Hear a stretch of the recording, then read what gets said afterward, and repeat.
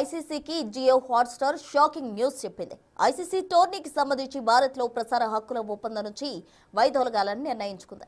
2024-27 మధ్య ఐసీసీ టోర్నీలు భారత్లో ప్రసారం చేసే హక్కులకు గాను 27,000 కోట్లు చెల్లించేలా జియో హాట్స్టార్ ఒప్పందం చేసుకుంది.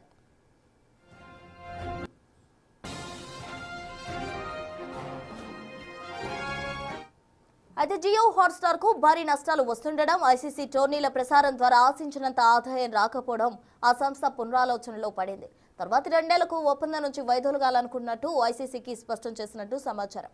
ఇక ఒప్పందం చేతులు మారితే ఫిబ్రవరి-మార్చి నెలల్లో జరిగే T20 ప్రపంచ కప్ జియో హాట్స్టార్ లో ప్రసారం కాబోదు.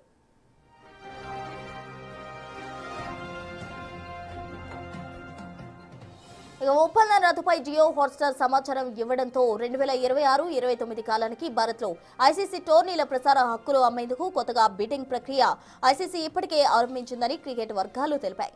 ప్రసార హక్కుల అమ్మకం ద్వారా $2.4 బిలియన్ ఆర్జించాలని ఐసీసీ లక్ష్యంగా పెట్టుకుంది.